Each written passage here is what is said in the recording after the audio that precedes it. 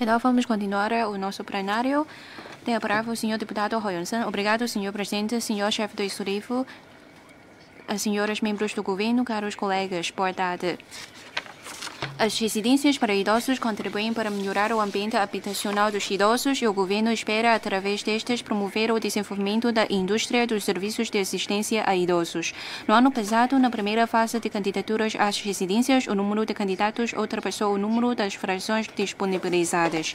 Segundo as afirmações do governo há dias, nesta fase o número de frações vai aumentar de 750 para mais de 1.500 e o número grupo de candidatos qualificados pode gozar de um desconto de 20% nas despesas de utilização nos primeiros 3 anos, se escolher as frações e assinar o acordo no prazo estipulado, permitindo-se assim que mais idosos usufruam desse desconto, satisfazendo as suas necessidades e expectativas.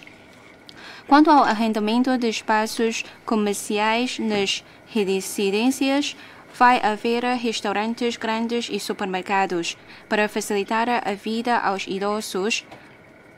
Mas quanto aos efeitos do desenvolvimento da indústria dos serviços de assistência a idosos, parece-me que são limitados. Os idosos necessitam cada vez mais de garantias na aposentação, de cuidados de saúde, de cuidados a longo prazo.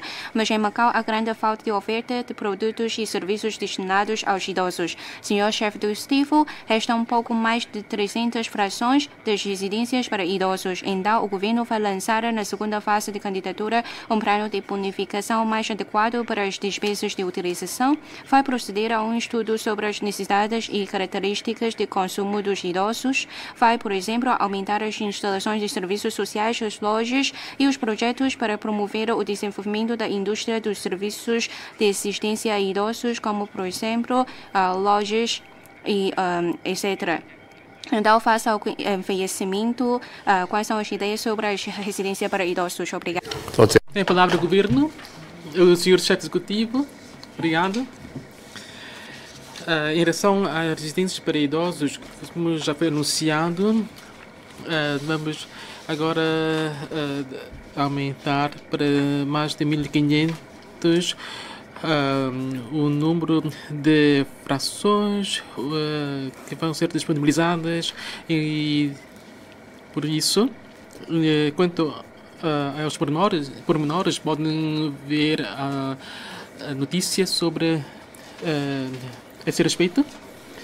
E restam ainda 300 e tal apartamentos por distribuir e esperamos ainda ter que acabar as obras de remodelação desses apartamentos.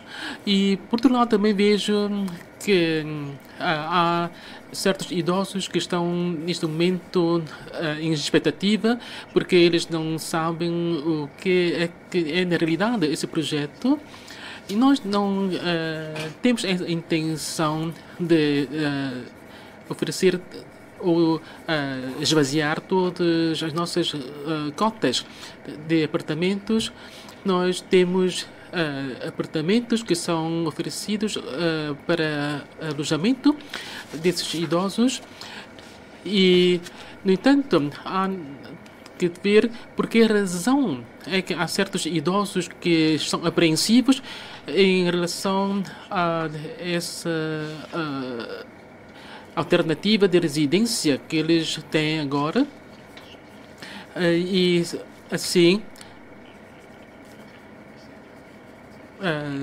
para isso, nós também temos que agradecer o serviço que é prestado pelas associações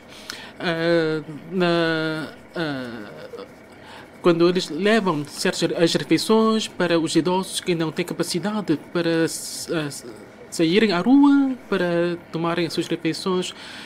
E mesmo assim preferem manter-se nessa situação e não optar pela residência de idosos. E assim nós queremos também, por outro lado, ver como é que nós podemos introduzir a indústria geriátrica no projeto de residências para idosos, para além dos supermercados e de outras lojas ou estabelecimentos comerciais para a facilidade dos moradores nesse projeto de residência para idosos. É que temos que ver que há candidatos que têm capacidade de autocuidado e que, se calhar, podem prestar o apoio na exploração desses estabelecimentos ou indústrias geriátricas. E sobre as características que podemos oferecer em termos de produtos, quais são as características desses produtos? Ainda estamos a ponderar sobre isso, mas serão produtos que vão estar virados para os nossos idosos. É tudo que tenho a dizer. Muito obrigado. Senhor deputado Wu Zhou-Kit, obrigado, senhor presidente, senhor chefe do executivo, senhores membros do governo, caros colegas, boa tarde. No dia 21 de abril, realiza-se em Macau a 6ª Conferência Ministerial do Fórum para a Cooperação Econômica e Comercial entre a China e os países de língua portuguesa. Macau desempenha um papel importante de ponte enquanto plataforma de cooperação econômica e comercial entre a China e os referidos países. Em meados de novembro do ano passado, o interior da China começou a aplicar a política de isenção de visto de trânsito de 144 horas aos cidadãos de mais de 50 países da Europa, das Américas, etc., para facilitar a visita de turistas estrangeiros à China e estes poderem ver o grande sucesso da modernização ao estilo chinês, promovendo o intercâmbio e a cooperação. Macau pode aproveitar esta oportunidade para desempenhar melhor o seu papel de plataforma, alargar ainda mais a cooperação econômica e comercial com os países de língua portuguesa na zona de cooperação aprofundada, promover as novas expectativas e necessidades de trocas comerciais, apoiar o desenvolvimento inovador e da alta qualidade, elevando assim a influência e o estatuto de Macau no interior da China e nos países de língua portuguesa. Senhor chefe do executivo, o governo deve reforçar o papel da plataforma entre a China e os países de língua portuguesa, promover ainda mais as trocas econômicas e comerciais, elevar o estatuto e a influência de Macau na China e nos países de língua portuguesa e desenvolver plenamente o papel de um centro, uma plataforma e uma base, alargando o intercâmbio e a cooperação entre a China e estes países e contribuindo para o desenvolvimento econômico e comercial do país. De que políticas dispõe para o efeito? É a palavra do senhor chefe executivo. Obrigado. Daqui a uns dias vamos ter a conferência ministerial e por isso vai ser muito em breve e está prevista a assinatura de um documento novo sobre o plano de ação de cooperação comercial entre a China e os países de língua portuguesa, assim oferecer mais oportunidades de cooperação bilateral e também multilateral. E quanto à área do turismo, nós temos mantido contatos estreitos com associações turísticas de Portugal, e também nós participamos da Bolsa de Turismo de Lisboa e também, por outro lado, nós estabelecemos acordos de cooperação no total de 11 acordos com 8 países de língua portuguesa no domínio do turismo. E quanto ao setor do financeiro, nós temos aqui outras ações que foram realizadas sobre governadores do Banco Central e depois reuniões de responsáveis por reguladores do setor financeiro e neste momento temos 71 médicos, 24 médicos provenientes de Macau que estão a exercer as suas funções em Macau e a nossa intenção é reforçar a nossa cooperação com Portugal e em Macau também temos uma unidade farmacêutica que está a operar em Macau e que também pensa expandir-se para a zona de cooperação aprofundada. A nível de instituição de ensino superior também temos muitos acordos de parcerias estabelecidas com as congêneres de Portugal. E por isso é Tem sido muito intenso esses contatos entre Macau e os países de língua portuguesa, especialmente em Portugal, e Macau tem desempenhado bem o seu papel de intermediário e no âmbito da conferência ministerial e no âmbito do papel de Macau no Fórum de Cooperação. Também vamos reforçar nossos contatos e relações. Senhor deputado Yao Tengbiu, obrigado, senhor presidente. Senhor chefe do executivo, senhores membros do governo, caros colegas, boa tarde. O presidente, o secretário-geral do Comitê Central do Partido Comunista da China, Xi Jinping, na 11ª sessão de aprendizagem coletiva do 20º Comitê Central, segundo o secretário-geral, o desenvolvimento de novas forças produtivas de qualidade é uma exigência interna e um ponto importante para promover o desenvolvimento de alta qualidade, que exige trabalhar bem no capítulo da inovação para acelerar o desenvolvimento de novas forças produtivas de qualidade. Estas novas forças são o rumo para o desenvolvimento das forças produtivas avançadas que se formam a partir da evolução tecnológica, da nova configuração dos fatores de produção e da transformação e melhoria aprofundada das indústrias para o desenvolvimento sustentável da economia nacional, para melhorar o bem-estar da população, promover o ajustamento, a reconversão e a valorização da estrutura econômica, impulsionar a inovação tecnológica e melhorar a vida da população e o emprego, a reforçar a competitividade de Macau no palco mundial. Senhor chefe do executivo, como é que Macau vai aproveitar as oportunidades das políticas de desenvolvimento da produtividade do país, com o objetivo de contribuir para o desenvolvimento de novas forças produtivas de qualidade propostas pelo país, ajudando o país a formar essas novas forças, de que medidas e políticas dispõe o governo para conjugar a formação das referidas forças com a diversificação adequada de Macau? Obrigado. Sim, senhor chefe executivo, sim, obrigado, senhor presidente. Obrigado pela questão colocada pelo senhor deputado Yao Tengbiu sobre a promoção das novas forças produtivas de qualidade. Então, trata-se de uma novidade, é uma exigência interna e um ponto importante e está dependente dos trabalhos de inovação e baseia-se também no aperfeiçoamento de algumas regras da força laboral e não podemos dependermos apenas só de produção, de fatores de produção, mas temos que elevar os vários fatores, tendo em conta que a Macau é uma cidade pequena.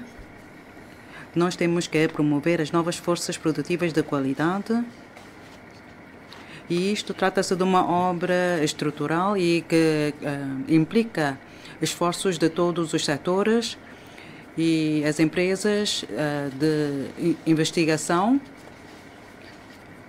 devem então acelerar os seus trabalhos na promoção das novas forças produtivas de qualidade e por isso, por enquanto, estamos no processo de novos produtos para avaliação dos medicamentos, ou seja, os novos medicamentos, estamos a emitir esforços para o desenvolvimento desse trabalho de avaliação.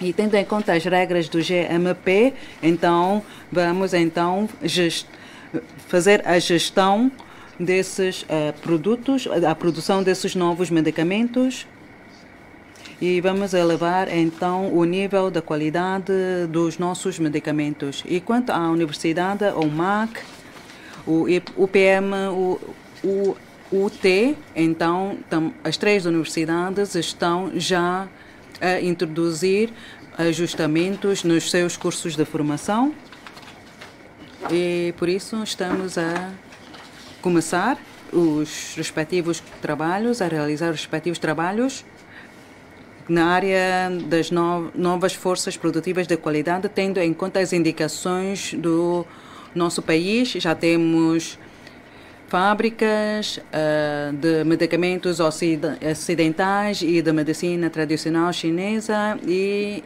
esperamos que então poder realizar os respectivos estudos e elevar a respectiva qualidade. E também quanto aos circuitos integrados, então também já estamos a desenvolver estudos sobre o abastecimento do motor, sobre alguns sistemas de robô e já estamos ainda a lançar alguns cursos de formação para essas áreas. Ou seja, tendo em conta as políticas e as exigências do nosso governo central. Obrigado. Senhor deputado Zhang Yingzhong, obrigado, senhor presidente. Senhor chefe do Executivo, sob a forte e firme liderança do senhor chefe do Executivo, Macau e Hanqin têm aumentado a cooperação em diversas áreas. E a zona de cooperação aprofundada tem mostrado uma nova dinâmica e ambiente. Segundo os megadados sobre as receitas fiscais, entre janeiro e fevereiro deste ano, verificou-se um aumento notório do consumo relacionado com a cultura e o turismo em Hanqin, um forte consumo no mercado do turismo e uma dinâmica cada vez mais forte no mercado em geral. No dia 1 de março deste ano, a Zona de Cooperação Aprofundada entrou oficialmente em funcionamento como Zona Aduaneira Autônoma. Uma medida simbólica que, tal como referiu o senhor chefe do Executivo, concretizou os objetivos de desenvolvimento para a primeira fase desta zona, sendo também um passo importante para promover o desenvolvimento da integração entre Macau e Hanqin. Isto vai contribuir para promover a integração e o intercâmbio entre ambas nas áreas da cultura e do turismo, realizando melhor o efeito de duplicação das vantagens dessas regiões e contribuindo para injetar uma nova força motriz no desenvolvimento da diversificação adequada da economia de Macau, para ainda acolher o reconhecimento, apoio e expectativa de toda a sociedade. Senhor chefe do Executivo, de que políticas orientadoras e planos dispõe para reforçar na próxima fase a cooperação entre Macau e Hanqin nas áreas da cultura e do turismo e para promover o desenvolvimento de alta qualidade do turismo mais e a construção de Macau como centro mundial de turismo e de lazer. Obrigado. Senhor chefe executivo, se faz favor, muito obrigado, senhor presidente. Deputado Zhang Yingzhong, muito obrigado pela sua questão colocada.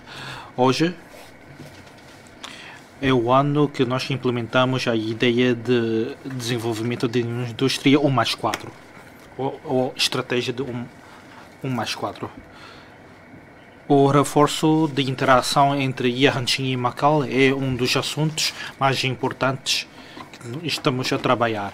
Claro que os dois lados da fronteira têm que trabalhar bem e desenvolver bem os trabalhos, porque nós temos recursos turísticos diferentes, conseguimos complementar mutuamente e suprir as deficiências mutuamente. O país apoia-nos através da política de vistos para várias saídas e entradas. E os detalhes vão ser divulgados daqui para a frente. A divulgação de novos produtos turísticos, nós sempre temos de pensar bem nas estratégias estatais. E os dois lados vão trabalhar bem neste sentido. Por exemplo, dois lados da fronteira para organizar exposições. E quanto ao reforço da cooperação turística, nós vamos entrar em contato com a Guia de Hanqin para organizar mais atividades turísticas ou desenvolver trabalhos turísticos. Quanto ao desenvolvimento dos trabalhos na Grande Bahia, nomeadamente na área de desporto e cultura, nós vamos avançar com os nossos trabalhos definidos nos planos. Muito rapidamente, no próximo ano vamos ter os Jogos Nacionais. Nós temos várias oportunidades de interação com a Ilha de Hanqin e a cidade de Zhuhai e também o desenvolvimento de vários planos sobre os Jogos Nacionais. E por isso, quanto às modalidades desportivas vão ter lugar cá em Macau no âmbito dos Jogos Nacionais, nós vamos trabalhar bem e avançar bem os trabalhos. Senhor deputado Peng Chun, obrigado, senhor presidente. Senhor chefe do executivo, desde o retorno à pátria, têm sido implementadas em Macau cada vez mais políticas nacionais, na sequência das quais foram criados o laboratório de referência do país do Ministério da Ciência e Tecnologia, a base de investigação de ciências sociais e humanas do Ministério da Educação, etc. Ou seja, Macau contou sempre com o apoio da pátria em várias áreas, incluindo nas ciências de tecnologia, educação e cultura. Algumas associações de estudos históricos e acadêmicos estudaram comigo a possibilidade de se estender a Macau o referido regime das unidades de patrimônio cultural para o patrimônio cultural de Macau. que já é protegido pela Lei de Salvaguarda do Patrimônio Cultural, passar a ser também classificado como Patrimônio Cultural Nacional e a ser prioritariamente protegido pelo país, demonstrando que o nosso patrimônio cultural é também, em simultâneo, um tesouro do nosso país. Senhor chefe do Executivo, o governo vai ponderar e definir planos sobre este assunto. Obrigado. Tem a palavra o senhor chefe executivo. Obrigado, senhor presidente. Obrigado, deputado Paunchin. O patrimônio cultural nacional e o patrimônio cultural de Macau é protegido por lei e também há critérios de proteção diferentes. De acordo com a lei básica, o anexo 2, as leis nacionais que aplicam a Macau não incluem, então, a lei do patrimônio cultural nacional. Então, temos que seguir as normas consagradas na lei básica, porque há critérios diferentes e também temos leis diferentes para proteger o patrimônio cultural. Não podemos, então, pedir e utilizar os critérios nacionais. Portanto, isso é diferente do que foi dito pelo senhor deputado, porque em Macau temos a nossa lei da salvaguarda do patrimônio cultural. Portanto, o deputado Paunchin há que entender melhor e há que esclarecer aos seus amigos. Não é que o governo não vai ponderar, mas temos que conhecer bem as leis de um país, dois sistemas. Senhor deputado Sigalan, obrigado, senhor presidente, senhor chefe do Executivo, senhor membros do governo, caros colegas, boa tarde. Nos últimos anos, o governo injetou cerca de 10 mil milhões dos recursos financeiros públicos na área da saúde para constituir uma rede de segurança no âmbito dos cuidados de saúde públicos. Contudo, no atual sistema de saúde, os cuidados de saúde gratuitos só abrangem determinados grupos, como grávidas, crianças, alunos da primária e secundária, idosos a partir dos 65 anos e residentes com doenças graves. Portanto, o âmbito das garantias de saúde para outros residentes merece ser aumentado. O governo encarregou uma universidade do estudo do sistema de segurança médica de Macau, que, em relação às pessoas que não gozam de cuidados de saúde especializados gratuitos, haver a atribuição de falas para seguro como incentivo para seguros de saúde particulares voluntários, assim como mecanismos para a atribuição de subsídios para cuidados de saúde em caso de catástrofes. Mas, em 2019, na sua campanha eleitoral, o senhor chefe do Executivo também referiu que ia rever o regime de gestão da área da saúde e estudar a viabilidade de introduzir um regime de seguro de saúde para a população. Senhor chefe do Executivo, o governo estudou as referidas duas sugestões do citado estudo, como foi a avaliação com a crescente procura de cuidados de saúde, vai ser revisto o regime de gestão da área da saúde e estudada a viabilidade do regime de seguro universal de saúde para assegurar plenas garantias de saúde a mais residentes. Obrigado. Tem a palavra o senhor chefe do Executivo. Obrigado, deputado Sigalan, pela sua questão. O estudo que se referiu tem sido feito pelo governo através de entidades que nós encomendamos esses estudos e também a autoridade monetária de Macau também tem mantido contatos com o setor segurador. E o importante e o fundamental é termos os dados em que nos podemos basear para a implementação de qualquer medida nesse sentido. E, de acordo com os dados de 2022, o número de apólices que nós temos registrado, temos 335 mil, um aumento de 1,5%. De acordo com a faixa etária, distribuição etária, aqueles que subscreveram o seguro de saúde, a faixa etária de 18 a 44% é de 48,1%, maiores que de 18 anos é 29%, e depois podemos assim ver que estamos a regulamentar em duas vertentes. O primeiro é uma cobertura total para aqueles que estão na idade escolar e também para os mais de 65 anos. Para esses indivíduos que se padecerem de doença oncológica ou de doença psicológica, tem uma cobertura total em termos de saúde, cuidados de saúde. E assim, de acordo com aquilo que eu referi há pouco, os dados que eu mencionei há pouco sobre a estrutura dos seguros, né, podem ver que a nossa cobertura é bastante elevada em comparação com outros lugares. Por isso, que em relação a esses dois grupos etários, né, podemos dizer que a cobertura é total. E com base nesse regime, temos ainda os serviços de cuidados gratuitos que são prestados pelos centros de saúde e para a assistência médica prestada no hospital público, uma parte é paga. E, no entanto, podemos dizer que nenhum residente, nenhuma pessoa pode estar privada de assistência médica em Macau por causa da sua situação financeira. E, por isso, o governo está a dar uma cobertura total a todos neste momento.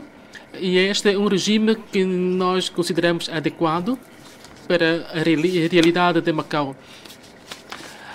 Antes de nós termos o Hospital de Pequim agora a colaborar conosco, as pessoas saíam de Macau para certas consultas e tratamento médico, mas agora nós temos a possibilidade de disponibilizar esses cuidados de saúde através dos nossos hospitais públicos e também temos hospitais particulares e, por isso, o governo, neste momento, não vê necessidade de providenciar mais um encargo para aquisição ou subscrição de seguros de saúde e, sim, sobrecarregar no nosso horário público. É tudo o que tenho a dizer.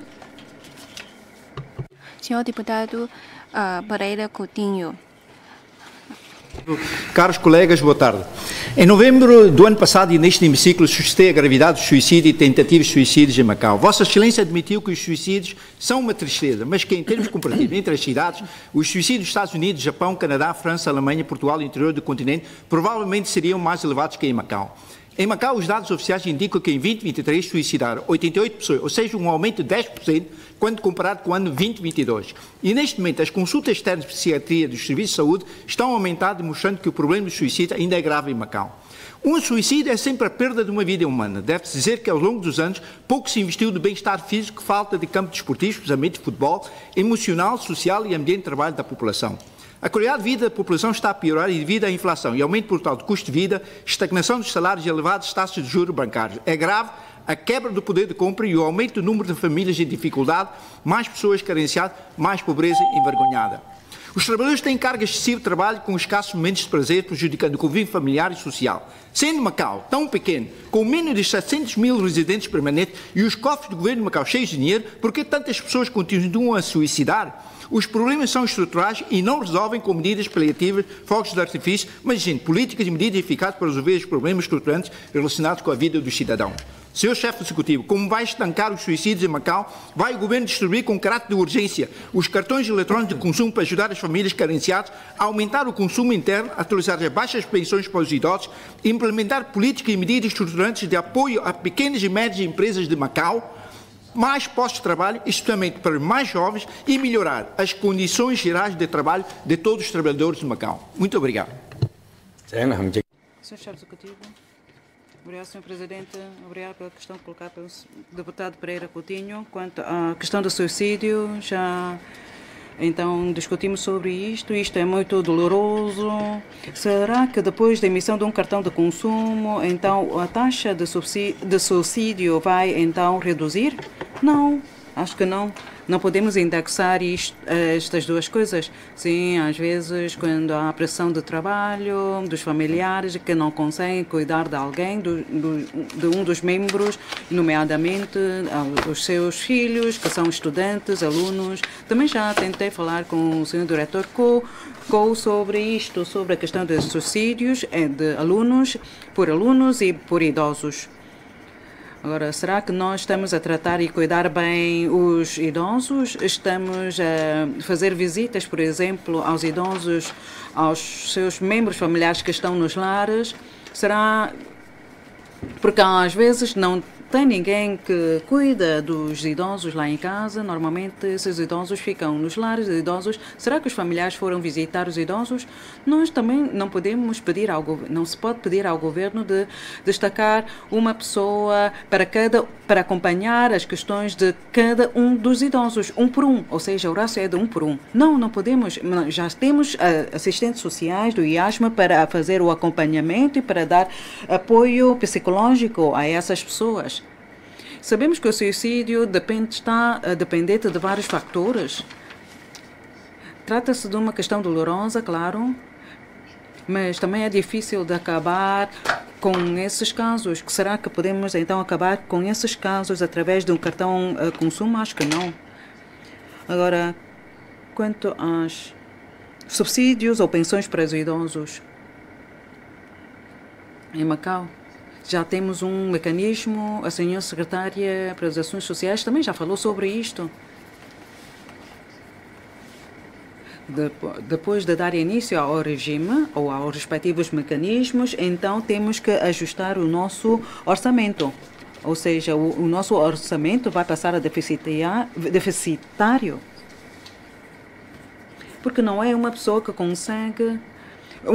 não é só uma pessoa que vai então decidir se vai ou não ajustar esses valores. Temos que ver a realidade de Macau. Se arrancarmos, ou seja, se atingir um certo índice, então temos que ativar o mecanismo ou o regime. Não, se o valor atingir até ao índice, ao padrão, então nós vamos arrancar, não vamos adiar. Vamos actuar de imediato. Sabemos que os preços dos produtos aumentaram. Já aqui falei várias vezes que estou dependente dos dados estatísticos da DSEC. Então, com base nesses dados, por exemplo, dados sobre a taxa de desemprego, também provém da DSEC. Então, eu tenho que, então, confiar nos dados desta direção de serviços, porque é um serviço profissional, não é só fazer um cálculo de 1 mais 1 ou 2 mais 2, mas sim, a direção dos serviços elaboram esses dados tendo em conta as previsões, etc. E de acordo com uma certa fórmula, quando o valor atingir, então vamos arrancar o respectivo ou dar início ao respectivo regime. Senhor deputado Jay Sai-wan, obrigado, senhor presidente, senhor chefe do executivo, senhores membros do governo, caros colegas. O tema da minha pergunta é atenção à questão da habitação dos funcionários públicos de Macau. No ano passado, a economia de Macau recuperou rapidamente e o PIB registrou um crescimento real de 80,5%, tendo recuperado para mais de 80% em 2019. Com o crescimento contínuo da economia e a subida contínua dos preços dos produtos, a pressão econômica sentida pelos cidadãos de Macau não é reduzida. Face ao elevado preço das habitações, os residentes dificilmente conseguem realizar o seu sonho de ter uma casa e também os funcionários públicos não conseguem escapar desta situação. Os funcionários públicos das categorias mais baixas não conseguem suportar a pressão proveniente dos preços dos imóveis e dos produtos. Alguns deles ganham um pouco mais do que o limite máximo fixado para a aquisição da habitação econômica e, por isso, também não vão conseguir suportar os encargos e não conseguem comprar nem a habitação pública nem a habitação privada. Mas, devido à mudança global da economia, a forma de distribuição e as disposições estabelecidas no Decreto-Lei número 31/96/M já estão desatualizadas. No termos do referido Decreto-Lei, a habitação para os funcionários públicos só é permitida à nomeação definitiva e que não tem propriedades. Senhor chefe do Executivo, com vista a ajudar os funcionários públicos com dificuldades de habitação a terem uma casa para viver e, assim, melhorar a qualidade de vida da população, vai ser ponderada a revisão deste Decreto-Lei, permitindo que todos os funcionários públicos, já que não reúnem os requisitos, possam requerer uma habitação. Senhor chefe secretário, muito obrigado. Deputado Chessama, muito obrigado pela sua questão. Obrigado por representar os funcionários ou ajudar os funcionários para tecer esta opinião. Os funcionários são tesouro ou recursos preciosos do governo. Os funcionários são também cidadãos.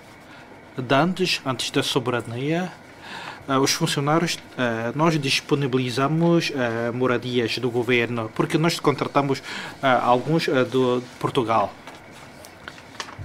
E também neste momento o governo também está a contratar trabalhadores portugueses que desempenham funções de magistrados, de funções de assessoria e disponibilizamos estas moradias. Mas neste momento, agora, os cidadãos, depois de candidatura ou participação no concurso público, se conseguir com aproveitamento ao concurso, então vai passar a usar da qualidade de funcionário. Não devemos disponibilizar habitações para os funcionários, este grupo tão especial. Não vamos atuar de forma especial para criar uma classe de habitação para os funcionários.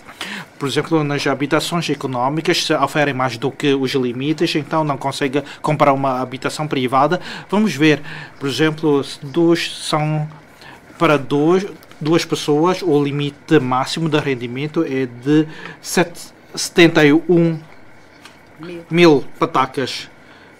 Se ultrapassar o limite mínimo de 36 mil patacas por uma pessoa, então neste caso perde a qualidade de adquirir a habitação económica, mas podem ir para candidatar a uma habitação social, podem arrendar uma habitação social. Não fechamos as portas aos funcionários para a candidatura à habitação social. 12 mil por mês para uma pessoa, se não ultrapassar, pode requerer habitação social. Nós temos regras para isso. Se não tem capacidade para comprar habitação privada, então compra uma habitação económica. Se não satisfaz as exigências ou os limites de rendimento e de património, então pode comprar uma habitação económica, e se não consegue também atingir esses limites e ganha só menos do que 12 mil, então pode ir arrendar uma habitação social. Por isso eu não percebo bem a sua pergunta. Será que nós temos de definir um pacote de regime para servir os funcionários? Não consigo comprometer isso. Não queremos fazer um novo mecanismo, porque os funcionários também cidadãos, faz parte de Macau, não gozam de um estatuto especial. Nós temos mecanismos para subsidiar os cidadãos de Macau para adquirir habitações públicas, e por isso o senhor deputado vem também, antes era funcionário, por exemplo, quanto a habitações económicas, os limites de rendimento e património, por exemplo, de património, as pessoas que têm mais do que 1,12 milhões de patacas, então pode também, de património, também pode candidatar à habitação económica, e para aquelas pessoas que ganham mais de 20 mil também podem comprar uma habitação económica. Os funcionários também têm oportunidade para comprar habitação económica. Agora as listas não são longas para a habitação económica. Acho que muitos dos candidatos à habitação económica são funcionários. Muito obrigado pela sua questão. Senhor deputado Leila Wong, obrigado, senhor presidente. Senhor chefe do Executivo, no ano passado, o governo publicou a estratégia de descarbonização a longo prazo de Macau e elaborou o plano de promoção de veículos elétricos em Macau, esforçando-se por concretizar em 2035 a meta de 100% de veículos ligeiros, motociclos e ciclomotores novos registrados de emissões zero. A generalização dos veículos movidos a novas energias não só está em conformidade com a Estratégia Nacional de Meta de Duplo Carbono de 2060, como também pode melhorar a qualidade do ar, reduzir a poluição sonora e contribuir para a redução dos custos de condução. Por isso, tanto para o país e Macau como para o interesse público, é uma ação governativa que deve ser concretizada. Para promover os veículos elétricos, o governo definiu e implementou nos últimos anos medidas econômicas, mas até 31 de março existiam apenas 9.189 veículos elétricos, ou seja 3,7% do total de veículos motorizados registrados, o que representa uma porcentagem extremamente baixa. Isto deve-se aos problemas jurídicos encontrados na instalação de equipamentos de encarregamento nos edifícios privados e à falta de capacidade do sistema de distribuição de eletricidade. Faltam cerca de 10 anos para se atingir a referida meta de Macau. Senhor chefe do Estado, de que outros planos dispõe o governo para concretizar um modelo de carregamento em que é dada prioridade às instalações de carregamento de eletricidade próprias complementadas pelas instalações de carregamento públicas, face à dificuldade de instalação de equipamentos de carregamento no estacionamento dos edifícios privados, que envolve vários serviços competentes, bem como as concessionárias dos serviços públicos. Vai ser criado um grupo de trabalho interdepartamental.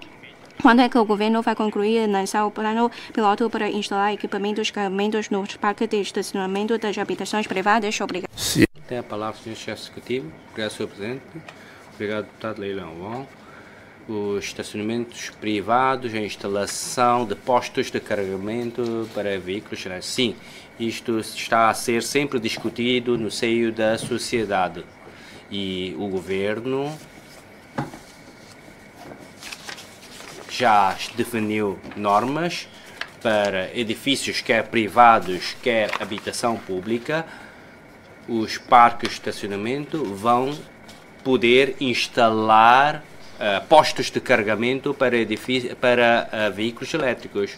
E na zona A, praticamente quem pede para a instalação de um posto de carregamento, nós autorizamos.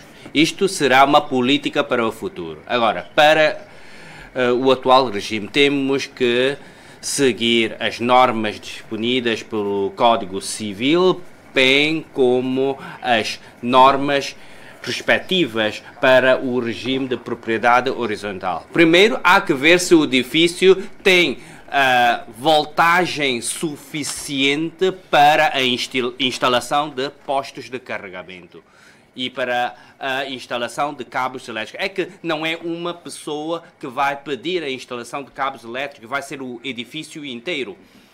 E de acordo com os nossos dados, se for parques de estacionamentos já definidos, então, nessa situação,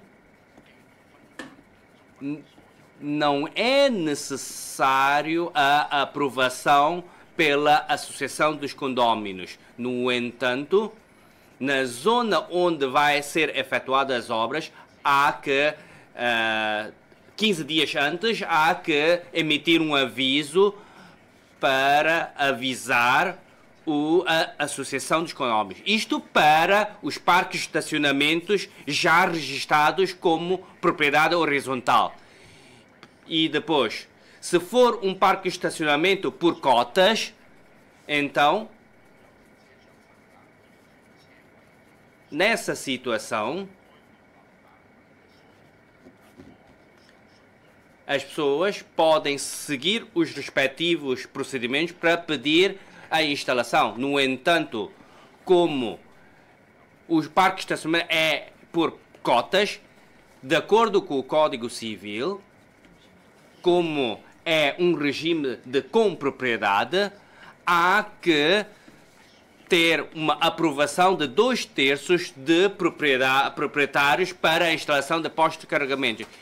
E se os parques de estacionamento for parte comum do edifício, e se a instalação de postos de carregamentos, e se quiser instalar postos de carregamento, há que então passar pela aprovação da Associação de Condóminos e com a aprovação de mais de 50% dos votos da associação. E, portanto, não é uma questão onde um trabalho interdepartamental consegue resolver. Portanto, alguns residentes vão ter de ver se, de facto, o seu parque de estacionamento, qual é o seu tipo, e depois há que ver se o seu edifício tem voltagem suficiente para a instalação de postos de carregamento. E e, portanto, não é possível fazer esse trabalho só através de cooperação interdepartamental. Obrigado. Senhor deputado Song Baek-khye, obrigado, senhor presidente, senhor chefe do executivo. Perante a nova conjuntura de desenvolvimento, o governo tem vindo a promover o desenvolvimento da diversificação adequada da economia. Lançou o primeiro plano global e sistemático para o desenvolvimento industrial e tem liderado os diversos setores a aproveitarem as oportunidades proporcionadas pelas políticas do governo central em prol de Macau para impulsionar a recuperação econômica e manter a estabilidade e o desenvolvimento sociais. Este resultado não foi fácil de alcançar, graças aos esforços conjuntos do governo e dos diversos setores e ao forte apoio do governo central. O ambiente interno e externo do país continua a ser complexo e imutável e o risco de desenvolvimento da microeconomia de Macau ainda é elevado. Por isso, é necessário reforçar a consciência de se preparar para a felicidade em tempos de paz. O desenvolvimento dos jovens e a pressão de vida da população também geram mais problemas neste ambiente mutável. Tudo isto carece de atenção e apoio do governo e de abertura econômica e introdução de água viva para elevar o pleno desenvolvimento. A abertura e o desenvolvimento são uma tendência mundial e Macau não pode ficar parado. Para promover o desenvolvimento diversificado industrial, os talentos são a primeira força produtiva e é necessário trabalhar na política de recursos humanos. As instituições de ensino superior são locais privilegiados para a formação de talentos, contando atualmente com 49.594 estudantes inscritos, dos quais mais de 34.000 são não residentes.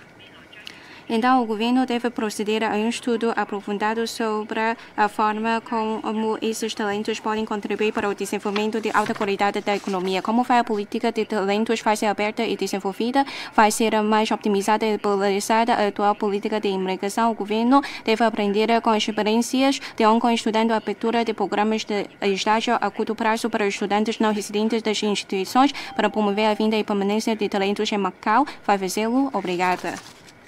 Palavra, senhor chefe executivo, obrigado pela questão. Nosso desenvolvimento está dependente de quadros qualificados. E o nosso presidente, Xi Jinping, também tem essa opinião. E como há pouco já referi, estamos a pensar em pôr em prática uma nova fase de captação de quadros qualificados. E nas nossas instituições de ensino superior, apesar de termos alunos universitários, mas nem todos vão ser cativados para o nosso programa de captação de talentos. E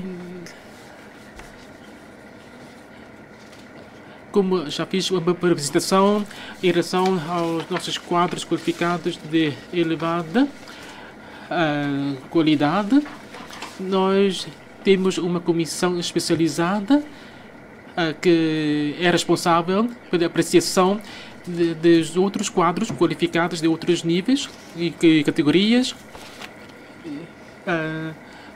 Parece que temos 20 e tal especialidades de ensino que neste momento vão ser integradas na nossa segunda fase do programa de captação de talentos. E nós temos os nossos critérios. Por exemplo, o valor de GPA tem que ter acima de 3,6 valores. Quer dizer que só um grupo, não mais do que 200 pessoas estão elegíveis nesse conjunto de 20 e tal especialidades de conhecimento. E como já devem imaginar, isso é muito difícil atingir esses valores de GPA que nós estipulamos como condição. E para conseguir ou atingir 3,6 pontos do GPA para essas 20 e tal disciplinas, o número de pessoas qualificáveis não vai além do que 200 pessoas. E não é agora porque nós agora temos 304 mil pessoas não residentes a frequentar os cursos universitários que podemos contar com eles. E por isso, nós temos que ser rigorosos nos nossos critérios e na admissão desses candidatos para o nosso programa de captação de talentos. E por isso, para preencherem os nossos critérios também não vai ser fácil, como devem imaginar. E temos os nossos critérios e requisitos e esperamos que todos eles sejam alunos excelentes que tenham conseguido um resultado académico escolar de mais de 90% de aprovação e não é dizer que todos aqueles que tenham conseguido certos critérios de admissão nas nossas universidades já estão elegíveis, não é a nossa intenção. E também queremos que as suas especialidades sejam em conformidade com as nossas necessidades também. Em relação ao estágio, de acordo com a lei de contratação de trabalhadores não residentes, se esses indivíduos estiverem interessados em fixar-se em Macau, terão que ter a garantia de uma entidade patronal, e isso é o que nós chamamos o cartão azul. E isto também está a acontecer agora. Há também empresas que contratam os interessados em se fixar em Macau. Aqueles que estejam interessados em ficar em Macau também têm que ter essa condição reunida.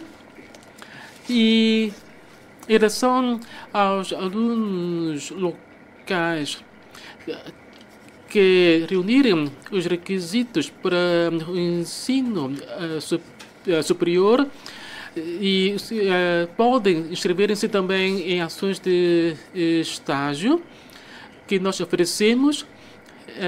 Neste momento já temos muitas oportunidades que são oferecidas a esses interessados. E se esses candidatos estiverem interessados em frequentarem estes estágios, podem optar por essa alternativa, mas em termos de captação de talentos é um regime diferente de estágio. Senhor deputado Chen Ho-seng, obrigado, senhor presidente, senhor chefe do executivo. Abriu ontem a edição deste ano da Exposição sobre a Educação da Segurança Nacional. Este é o 10º ano da apresentação pelo presidente Xi Jinping do conceito estratégico em matéria de segurança nacional. Isto é, perspectiva geral da segurança nacional. Nos últimos anos, a conjuntura internacional sofreu alterações substanciais e uma rápida evolução, comprovando a previsão e o juízo preciso do presidente Xi em relação a esta conjuntura internacional, uma enorme mudança sem precedentes nos últimos 100 anos. Neste contexto, os impactos e ameaças que a expansão dos riscos internacionais acarreta para a segurança nacional do nosso país são cada vez mais notórios. A cultura desempenha um papel orientador. Portanto, a segurança natural é o elemento nuclear da segurança nacional. A cultura está relacionada com o pensamento e este com o conhecimento, que, por sua vez, determina as ações. No passado, havia em Hong Kong riscos latentes no tocante à defesa da segurança nacional. Ao longo destes 10 anos, o governo tem acompanhado a evolução dos tempos, implementando com precisão e de forma plena a defesa da segurança nacional de acordo com a lei, pensando na felicidade em tempos pacíficos. Portanto, a defesa da segurança nacional está sempre em curso.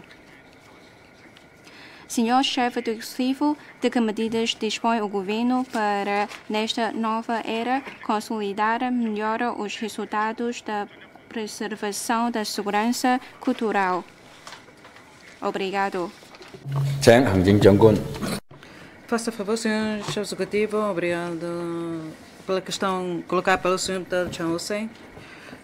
Há bocado já respondi a uma resposta do Sr. Deputado Coucamfei sobre a educação, a Constituição, Lei Básica e depois ainda temos a Lei relativa à defesa e segurança do Estado e depois os materiais didáticos. Então, estamos já a desenvolver os nossos trabalhos e depois, quanto à formação dos nossos alunos, para ver como é que eles conseguem aceitar a nossa cultura chinesa, os nossos costumes. Acho que todas as escolas estão a desenvolver os respectivos trabalhos e através de vários canais, então vamos adaptar medidas para então cultivar este espírito nos alunos sobre o orgulho de ser da etnia chinesa, da nossa cultura chinesa. E também sabemos que esta exposição, temos uma base para a Educação da Segurança Nacional, que já recebemos mais ou menos 180 mil visitantes. Isto é uma base importante para então as pessoas possam então sentir essa cultura e poder ter conhecimentos sobre a segurança ou a defesa da segurança nacional. O UPM também já tem vindo a lançar algumas edições sobre algumas publicações e revistas da cultura chinesa com conteúdos ricos para então aumentar a cultura chinesa dos nossos alunos. Isto são as ações de formação que os trabalhos que estamos a desenvolver para formar os nossos alunos, e isto é muito importante para a concretização dos nossos trabalhos. Senhor Deputado Chen Jiamo, obrigado, Senhor Presidente, Senhor Chefe do Executivo. Boa tarde. No relatório da SLAC para 2024, o governo apresenta 2 rumos de desenvolvimento: a promoção do desenvolvimento conjunto das indústrias do desporto, da cultura e do turismo e a construção da cidade do espetáculo e da cidade do desporto. Assim, vai ser promovida a criação de eventos artístico-culturais e desportivos considerados como marca de Macau e de eventos desportivos de alta notoriedade com características singulares e ainda a realização de mais atividades desportivas de grande envergadura e de alto nível para promover o desenvolvimento integrado destes setores. Nos últimos anos, com o apoio do país, a sociedade tem apostado na transformação de Macau numa cidade de grandes eventos desportivos e turísticos na nova era. Os resultados da política turismo mais desporto são cada vez mais notórios, constituindo um novo objetivo a explorar no desenvolvimento da diversificação da economia. Senhor Chefe do Executivo, para além dos jogos, das modalidades a ser realizadas dos Jogos Nacionais, quais são as ideias do governo para a construção de uma cidade do desporto? Senhor Chefe de Executivo, muito obrigado, Senhor Presidente.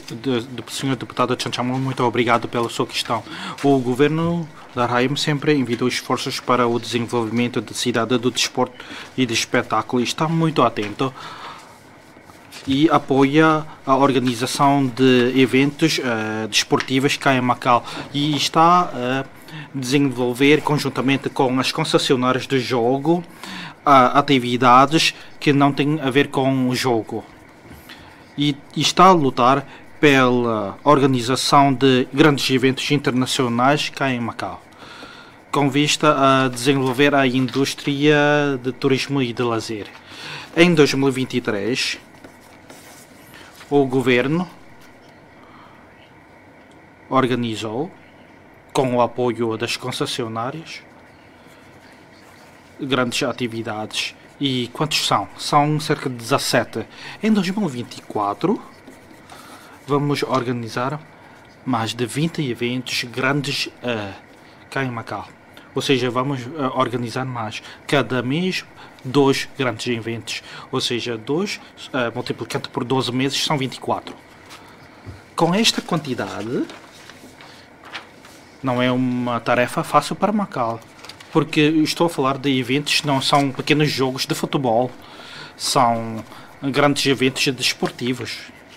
Ou atividades coletivas para uma cidade internacional e por isso, em primeiro lugar, agradeço pelo apoio do setor de desporto ou indústria de desporto, porque realizam muitos trabalhos e com esforços conjuntos espero que possamos impulsionar o desporto para um novo patamar, ou seja, implementar a ideia de cidade do espetáculo e cidade do desporto. Muito obrigado pela sua questão. Muito obrigado.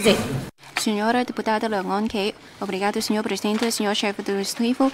O Plano de Desenvolvimento da Diversificação Adequada da Economia 2002 a 2008 propõe a promoção ativa do desenvolvimento integrado intersetorial do turismo mais, cujos pormenores abrangem 8 subitens, nomeadamente o turismo mais comércio eletrônico. A combinação dos modelos do turismo e do comércio eletrônico tornou-se numa nova tendência do desenvolvimento do turismo de Macau, tendo obtido certos resultados. Neste momento, o comércio eletrônico na China e no estrangeiro está a desenvolver-se rapidamente e Macau ainda tem muito espaço e potencialidades para desenvolver a sua cooperação. Macau deve aproveitar bem essas vantagens e custos para aumentar os benefícios da complementaridade entre ambas as partes. No esforço do desenvolvimento integrado do turismo mais comércio eletrônico, deve-se conjugar as tecnologias inteligentes e as alterações do mercado para que, através da análise de megadados, se possa prever as tendências do turismo e ajudar o setor a ajustar a estratégia de marketing e o desenvolvimento de produtos e a criar mais produtos e pacotes de serviços turísticos personalizados. Senhor chefe do Executivo, como é que se pode apoiar o setor a inovar e atualizar constantemente a integração do turismo mais comércio eletrônico para manter a competitividade e a atratividade de Macau no mercado de turismo global e consolidar ainda mais a sua posição como destino turístico de nível mundial com a aceleração da transformação digital e tendo em conta que as micro, pequenas e médias empresas ocupam uma grande percentagem na economia de Macau, esperamos que se possa incentivar ainda mais essas empresas a aproveitarem o desenvolvimento das plataformas do comércio eletrônico, ajudando-as na exploração de canais de divulgação e de venda internacionais e promovendo também o crescimento do setor do turismo. Obrigada. É a palavra, senhor chefe executivo. Agradeço, presidente. Obrigado, senhora deputada. Turismo mais comércio eletrônico é um trabalho que temos que fazer e nós já fizemos muita divulgação do nosso turismo mais comércio eletrônico. Estamos ainda a reforçar o nosso trabalho e o secretário para a Economia e Finanças tem vindo também a fazer muito trabalho. Temos vindo a colaborar com as plataformas do interior da China com vista a divulgar o nosso setor de turismo e esperemos que com o apoio do setor também podemos então disponibilizar um serviço one-stop para fazer todo esse trabalho de divulgação e promoção do turismo mais comércio eletrônico. Esse é o nosso rumo de desenvolvimento e, portanto, vamos dar prioridade a esse trabalho do turismo mais comércio eletrônico. É que muitos dos vistos individuais que vêm em Macau vêm através destas plataformas eletrónicas, encontrando os seus próprios roteiros, vão aos respectivos restaurantes que divulgam as suas marcas nessas plataformas eletrónicas. Senhor deputado Chen Yik-lau, obrigado, senhor presidente, senhor chefe do Executivo. O regime da qualificação e inscrição para o exercício da atividade dos profissionais de saúde entrou em vigor no dia 1 de outubro de 2021. Atualmente, os graduados em 15 áreas de saúde precisam de mais de meio ano desde a candidatura para o exame de acreditação em junho, realizado pelo Conselho dos Profissionais de Saúde até ao estágio. Veja-se o exemplo do exame para acreditação em 2023. A abertura de candidaturas começou em 14 de junho, a prova escrita só foi realizada em 9 de setembro. Os resultados foram divulgados em 28 de setembro. A lista de estagiários emitidos foi publicada em 25 de outubro, a licença de estágio foi emitida em dezembro e só em 2 de janeiro do ano seguinte é que o estágio começou. Depois de um ano de estágio, se tudo correr bem, ainda que passar na prova escrita de conhecimentos para a avaliação final e na avaliação clínica estrutural objetiva. Portanto, a célula de acreditação só é emitida depois do respectivo aproveitamento e só depois de haver um local para o exercício da profissão é que se pode requerer a licença para o exercício da atividade. Naturalmente, o regime jurídico em causa assegura o nível das admissões dos profissionais, mas entre a graduação em medicina e o aproveitamento no exame para a acreditação, os graduados ficam desempregados e sem salário durante pelo menos 9 meses, sem incluir o intervalo indefinido entre o aproveitamento nos exames e o respectivo ingresso nas instituições médicas. Os procedimentos administrativos afetaram indiretamente o ingresso dos graduados em causa no respectivo setor, deixando numerosos graduados em medicina muito desanimados com as suas futuras carreiras. O senhor chefe do Executivo vai ponderar encurtar os procedimentos administrativos para a acreditação dos profissionais de saúde para acelerar a entrada dos jovens graduados no mercado de trabalho. Faça favor, Sr. Chefe Executivo, obrigada pela questão colocada pelo Sr. Deputado Chan Yeglap. Sim, o nosso regime de saúde é muito rigoroso e há bocado falou sobre a rigorosidade. Depois de acabar o curso, então há que passar por uma série de procedimentos.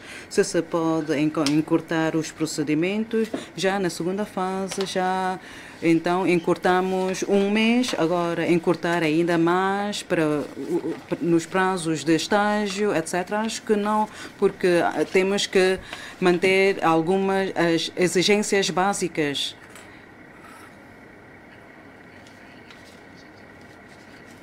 Diz que no estágio e depois não recebem salário, etc. Não há trabalho. Acho que mesmo estando no estágio, eles recebem um subsídio com 52 semanas de estágio, então podem receber 120 mil, ou seja, 10 mil por mês. Para outras especialidades, então podem mais ou menos 48 mil patacas. Ou seja, 6 meses, então, dividindo por 6 meses, são, então, 8 mil por mês. Ou seja, durante o estágio, recebem subsídios. Quem está na medicina, quem quer fazer medicina, então deve saber fazer os cálculos e deve saber o orçamento. Não devemos relaxar mais, de encurtar os prazos de estágio. Não podemos, porque a Assembleia Legislativa aprovou a Lei 18/2020 e aí consagra um regime de qualificação e inscrição, por isso temos que concretizar as regras. Senhor deputado Wang Hinfei, obrigado, senhor presidente. Senhor chefe do Executivo, quanto à promoção da integração de alto nível entre Hanxi e Macau nos planos para 2024, o governo revela que a construção da zona de cooperação aprofundada vai ser acelerada de acordo com as metas da primeira fase do projeto geral e vai alcançar novos avanços no desenvolvimento da diversificação adequada da economia de Macau, na construção de um modelo de desenvolvimento integrado de Macau e Hanxi e na concretização da integração das condições de vida dos seus residentes para garantir resultados satisfatórios no terceiro aniversário do estabelecimento da Zona de Cooperação Aprofundada. Senhor chefe do Executivo, quanto à articulação ordenada entre os serviços públicos e o sistema de segurança social da Zona de Cooperação Aprofundada com Macau, quais são os trabalhos que o governo ainda tem de realizar até ao final deste ano para alcançar os objetivos da primeira fase do projeto geral? Obrigado. Tem a palavra, senhor chefe executivo. Obrigado, senhor presidente. Obrigado pela questão do deputado Wang Hinfei. Em relação ao bairro de Macau, há pouco já falei uma parte e já estamos a articular esse trabalho. Portanto, os estudantes de Macau podem estudar no novo bairro de Macau, é como se estivessem a estudar em Macau. E, portanto, também podem, então, ter contingência de estudos relacionados com os exames nacionais do país. Praticamente a articulação já chega a 80%. Se a pessoa reside no bairro de Macau em Hanching não tem a limitação dos 183 dias que tem de residir em Macau. Não é necessário cumprir esse requisito. Portanto, ainda vamos dialogar com as congêneres de Hanching, como é que vamos aprofundar ainda mais, por exemplo, as pessoas que adquiriram uma propriedade no novo bairro, vamos pensar se de facto a pessoa que tem o seu veículo em Macau com uma matrícula também pode circular em toda a província de Guangdong. Não é todos os veículos que só têm uma matrícula podem circular em toda a província de Guangdong. Só aqueles que já adquiriram uma casa no novo bairro. Mas este plano ainda vamos fazer um projeto piloto e vamos depois pensar para os outros residentes que estão a viver em Hanching. Porque o novo bairro de Macau é um projeto piloto e vamos a fazer todos os testes, experiências, tudo isso no novo bairro, como as telecomunicações que estamos a fazer, porque se entrar no novo bairro em Hanching é como se estivesse em Macau. A gestão do novo bairro é como se fosse uma gestão em Macau, de um edifício. É um modelo de Macau. E só assim é que os residentes vão acostumar a viver no novo bairro. E depois, com a separação das duas linhas, os residentes já podem levar os seus legumes, as suas frutas para Hanching. Portanto, é diferente para quem passar para a fronteira de Gongbei, comparando com a fronteira de Hanching. Portanto, estamos a pensar o que é que ainda podemos fazer para os residentes que vão viver para o novo bairro, nomeadamente também já estamos a pensar em instalar um centro de saúde no novo bairro e os medicamentos de Macau podem então entrar para o bairro de Macau. É como se fosse um centro de saúde de Macau, tem os mesmos medicamentos.